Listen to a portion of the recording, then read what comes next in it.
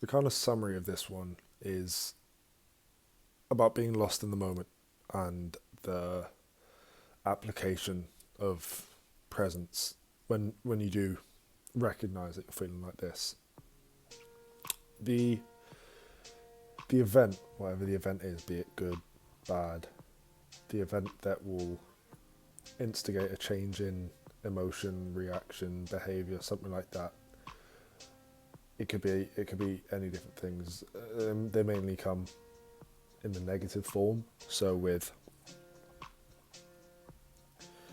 losing someone, something, a place, something meaningful, you lose touch with it, and it's those kind of situations where people often find themselves lost in the moment.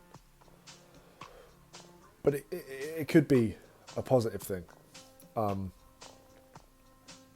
it's really dependent on yourself and the situation, but in negative or positive, people can often be lost in it, whether that's feeling it too much or letting it dictate their future thoughts or feelings. It could be really anything similar to that, but it happens. That is the kind of key element, is that something happens that instigates or induces a certain thought process.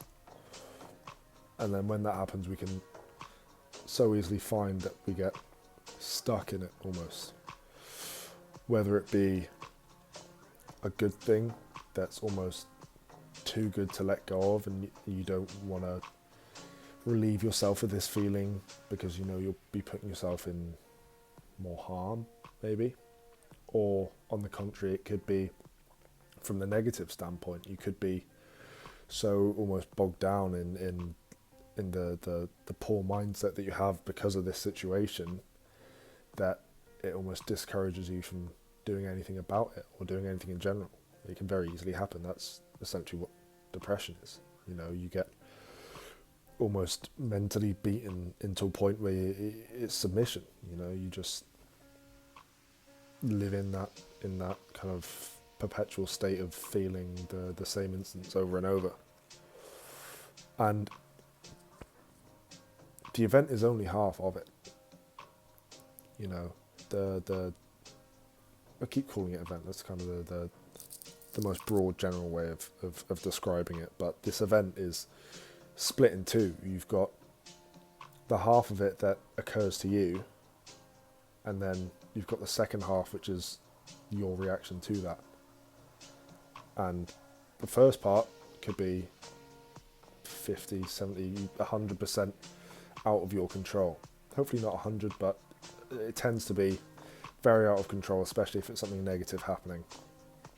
And in that case, you know, that is the experience. That's where the growth is going to be found. But it's that second half of the event that is all you, 100% you. It doesn't matter what it is, what happened, who's involved, anything. That's all your reaction. And people often find they experience that first half of an event, whether it be, you know, something traumatizing or daunting, or again, the opposite. It could be incredible that you get caught up on that and almost feel like you have to respond a certain way, or you're stuck and end up responding in no way. You know, no action is still action in some senses. And it's the downfall of a lot of people, because that's what keeps them in that certain mindset. And whether it's good or bad, they're both detrimental to yourself. It might not be to others, but it's to yourself. You know, if you're stuck in this reliving of a good experience, you're almost encasing yourself. You know, it's like you've been walking down this road your whole life, and this good experience has happened. It's just stopped you there, and you've almost told yourself that, you know, if I live in this, then maybe nothing bad will happen, because I'm still experiencing this positivity or this good thing that has happened to me. And then your development is almost completely halted because you're reminiscent.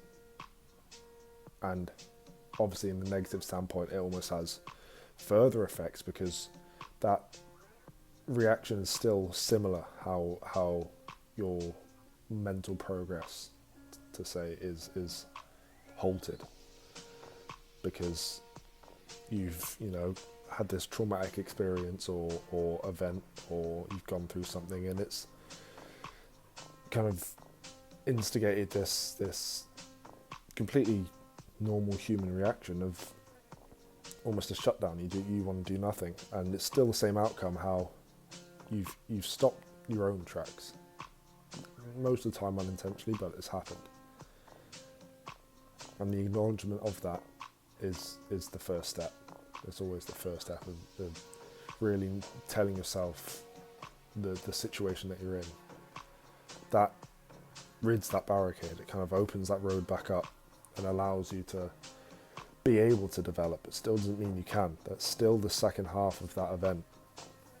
That's completely down to you. Whether you remove that barrier, where you take the step, that's all you're doing. And that's what being caught up in the past can do. And how I said at the start about living in the present. And it can be misconstrued almost, because people would take living in the present as almost an excuse to continue reliving their bad experience on a day-to-day basis and calling that the present. It's to experience the daily events, observations, interactions, and live with them instead of experiencing these day-to-day things, but bringing that kind of side piece with you, and it's almost like following you along, but it's you doing it. You're still in the control of that second half of the event, but you're almost subconsciously, unwillingly dredging these things that don't need to happen again. If you look at it in that way, you're almost making this event go over and over, and no one's telling you to. It's all yourself doing it. And it's the same in the good sense. I find sometimes the reluctance to move on from a good event could almost be tougher, because especially if you're someone who's had bad events in their life, or just like a bad run of form. You could have had just a dodgy week or anything, and you get this one good thing and you just want to hold on to it. And I think that can cause more complacency than a negative impact, because naturally a person would have a kind of inclination of wanting to get out of that. But people in good instances could just repeat that daily, and that's almost more worrying, is that you could end up almost living in delusion instead of, on a negative standpoint, just living in the past or reluctance. But either way, they both require the same action. They both require you to let go, accept, and then focus your mind to live intentionally in the day. So they both have the same process to begin to get out of it. Obviously from there it could branch out, and you have kind of slightly different ways of going about things, but these are almost like the foundations that you need before anything else comes. You've got to accept whatever happened and try and take any lesson you can from it. And then you've got to, I know it's a lot easier said than done for anyone, myself included. it's a lot harder to just say, forget that, live now. But that is the key in almost opening your eyes and realizing that you have this many steps to develop yourself, but you're holding yourself back. And if you see it in that way, it's almost like a motivation to want to do something, instead of just, you know, accepting what's happened and then trying to live like that forever, or not trying. That is, in the sense, what you're doing is not trying to do anything. But this is where the almost question of stoicism arises, because you have a lot of pessimists that say trying to live in a stoic or philosophical lifestyle means you have no enjoyment, because you're applying the same processes to the good as you are to the bad, you know.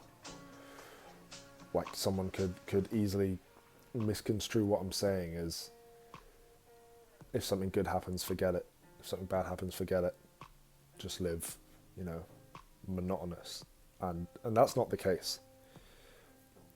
Because I think any event that happens to you should be grateful for it and thankful, and see it as a good thing. Whether it is good or bad, inherently, you can still get a lot of good from it. And you get more positive from the bad things than the good even. So, you know, my enjoyment comes on a daily basis.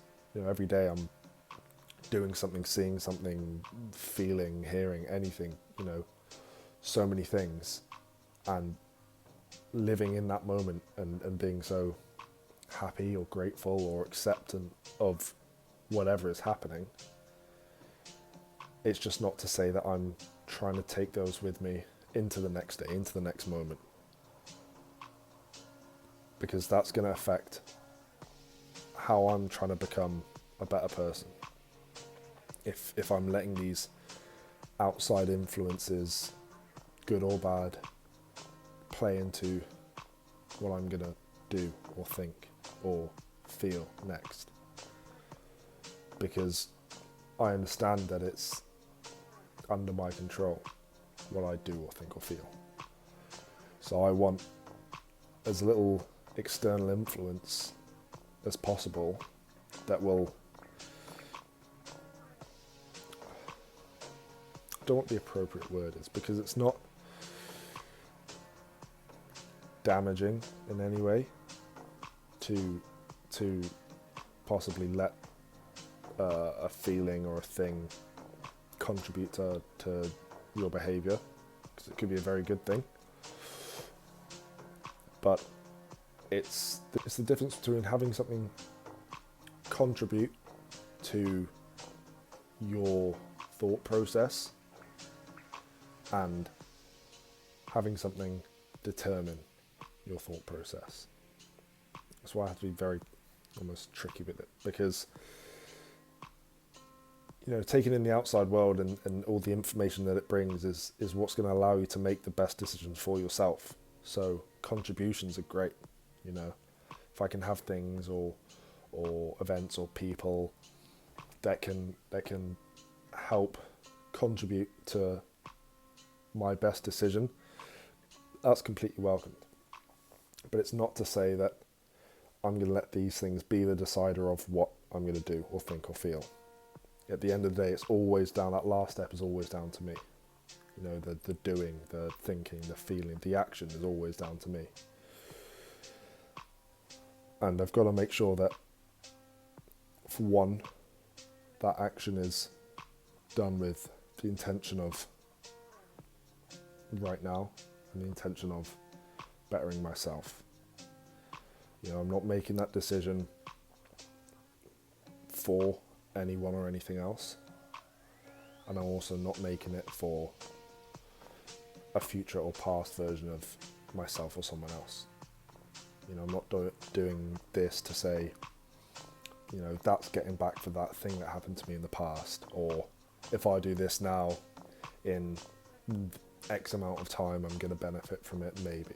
You know, you can never predict what's going to happen in 2 seconds, let alone a day, a week, a month, a year. So that last step is crucial, and it should always be down to you. I should be the one that says, you know, I've taken this in, and now I can pick my next step. So there's been a few tangents in this one, but good or bad, accept it, and then live in each moment. You know, if it's happened to you just now, this is your present moment to feel it. This is your chance, you know.